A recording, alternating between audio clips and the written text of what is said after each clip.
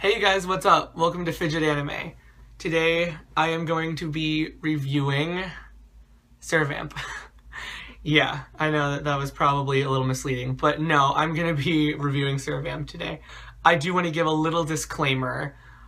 Just spoiler alert, I don't really plan on spoiling anything for you, but I mean, if you ask anybody who's ever talked to me about anything ever, they will tell you that I have a bad habit of accidentally spoiling things just without thinking about it. So I'm going to try not to do that, but just in case, like, there may be a couple spoilers. I'll try to keep that, though, to a minimum. Also, if you haven't seen it, I'll start by just giving you a couple general things that may or may not impact whether or not you really want to watch this anime.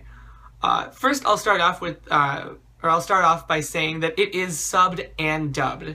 So if you're one of those people that only likes to watch dubbed anime, then this is a great pick for you. The whole thing is dubbed. It's got a really, really good dub cast. Chuck Huber's in it, Clifford Chapin, Micah Soliside, Jerry Jewell, Ian Sinclair. There's a lot of really great voices in it, so it's pretty good dub.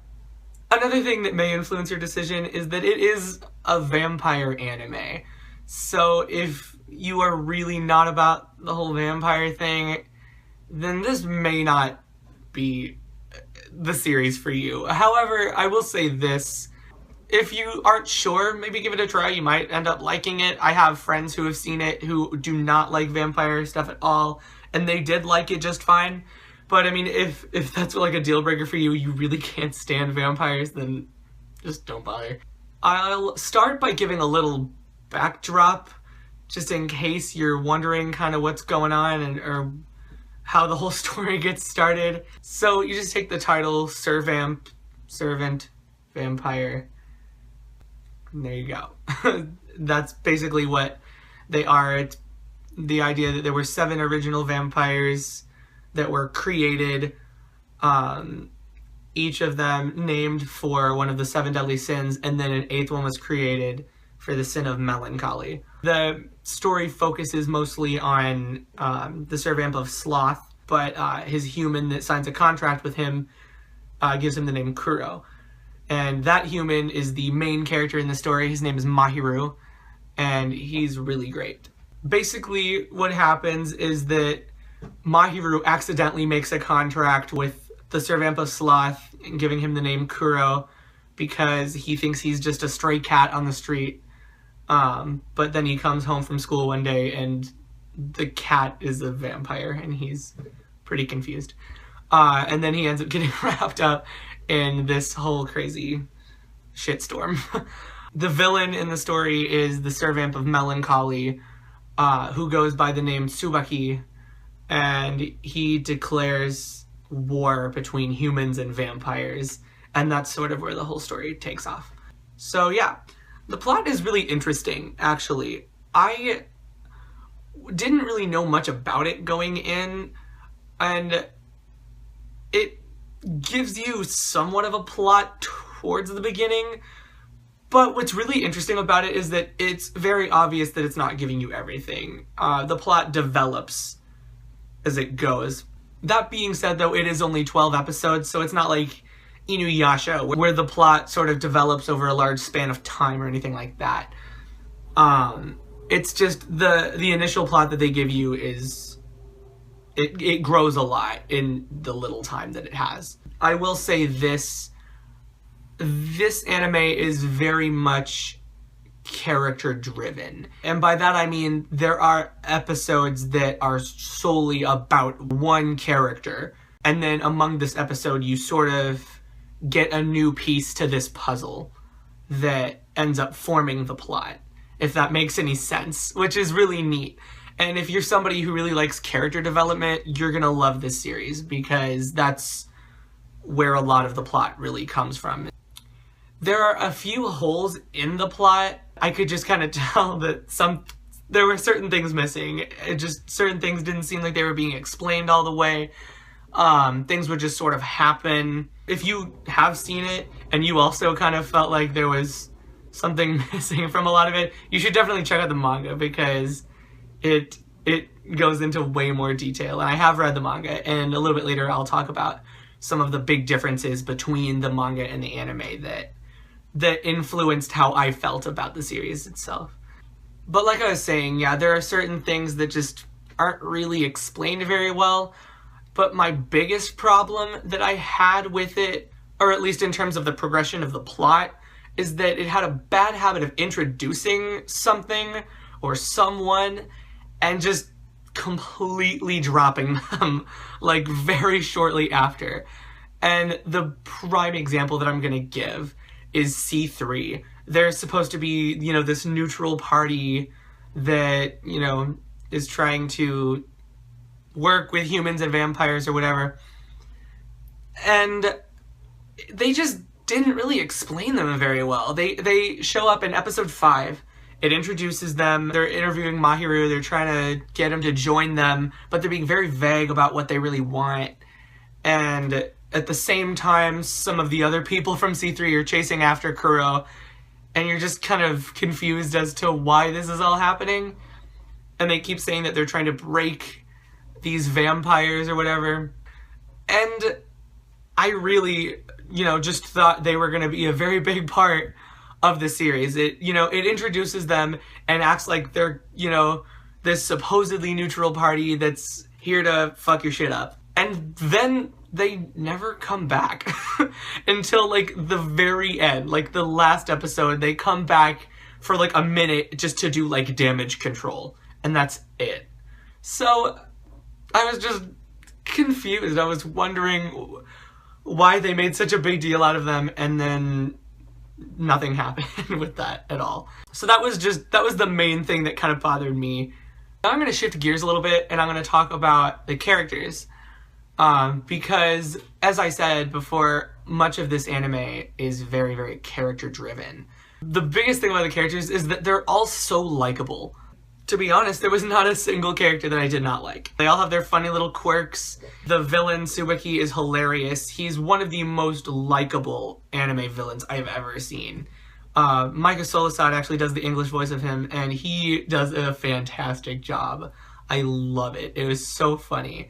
As far as character design goes, it's nothing amazing, like, you know, but it's good. You know, there's nothing unappealing about it. And I mean, obviously, I'm a little biased because the whole reason I started watching the series was because I liked the way the characters looked.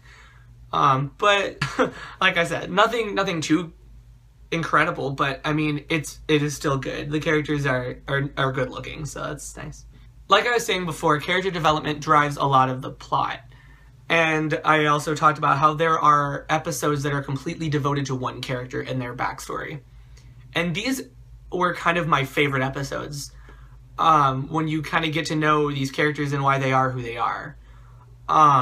That's a very, you know, important thing for me with an anime. I really like to understand all the characters. So you'll have a character, for example, like Lawless, who is actually my favorite character. He's not super likable at first. He's just kind of annoying. And then once you see Lawless's backstory, it kind of gives you a new understanding for him, and it made me like him even more than I did already. But yeah, and that happens with Kuro as well. But yeah, so that's really cool. The only potentially negative thing I guess I can say about the characters, if you don't like catchphrases, you're gonna get really annoyed because they all have their kind of little catchphrases. Like pretty much every character has just a catchphrase. Another character issue is that there's really no real female presence. There's like 3 females in this entire series. 2 of them are only in flashbacks. One of them dies within 10 minutes of being introduced, and the other one is one of Tsubaki's minions. So there's really not much going on in terms of female characters. You don't really meet the Servamps of Wrath or Gluttony at all in the anime. They're only really in a flashback, and that's pretty much it. They don't really do anything. So that was kind of disappointing, I guess. The next thing I want to talk about is like I said, differences between the manga and anime that sort of impacted my, I guess, opinion on the anime. Like I said, I loved it. However, after I finished it, the end leaves a lot to be desired. And that's because they did what a lot of other, anime does when a manga is still going, but they are trying to finish this series. They just kind of made up an ending. And this is where the kind of whole spoiler alert thing comes in. I'm gonna talk about this little made up ending because, in my personal opinion, it was easily the worst thing about the whole series. The series was good. Like I said, I loved it. I had fun watching it. I've had friends that liked it. However, the ending I just don't know. I just don't know why. I'm gonna say it. Are you ready? Because here's the whole thing spoiled for you. This is how all the conflicts are suddenly resolved. A hug. A hug. That's it. That's basically it. Literally, they hug it out. But, I mean, I enjoyed watching the series up to that point. That didn't ruin the whole thing for me. I was just kind of surprised that after a hug, Tsubaki's just like, yeah, we're cool. Like, that's it. It's a hug. A hug did it. I really don't see why they couldn't have just broken it up into 2 seasons. And I know that a lot of people online have been begging for a season 2 of Servamp, but I'm just not sure that they will.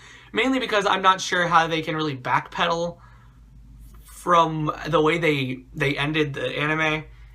And also because it just doesn't really seem like they are going to. So after I watched the anime and had questions, I read the manga, and personally I did like the manga better. But that's just because it answered all of those questions that I had after watching the anime. But like I said, a few times already, I had a friend recently who watched it knowing nothing about the manga, knowing nothing about the series going in other than what I told him about it.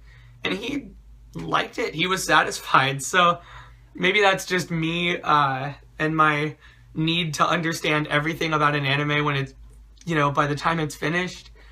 But I don't know. If you're one of those people, then yeah, you're probably going to want to read the manga as well. Another difference that kind of influenced my opinion on the anime is that it kind of leaves out a lot.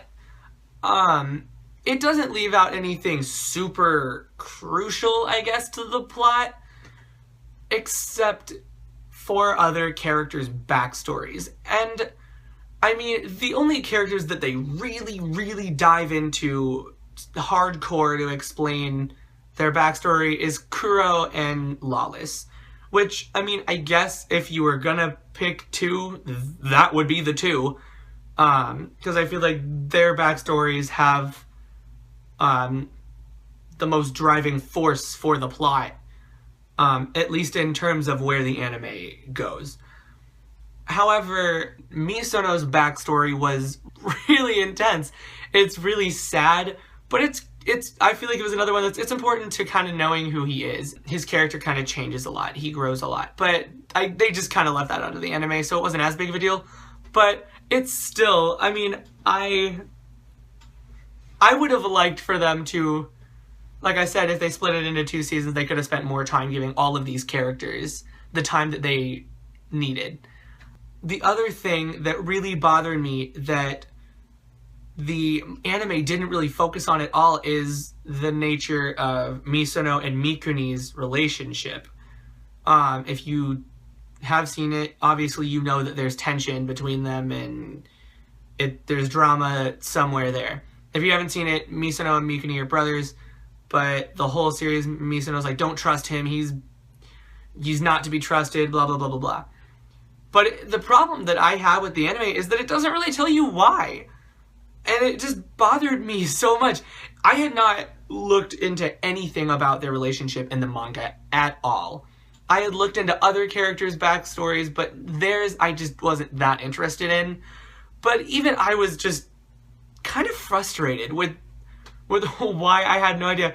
I was like, do they just not get along? Or like, what's the deal? Why why does Misono hate Mikuni so much? I just didn't really get it.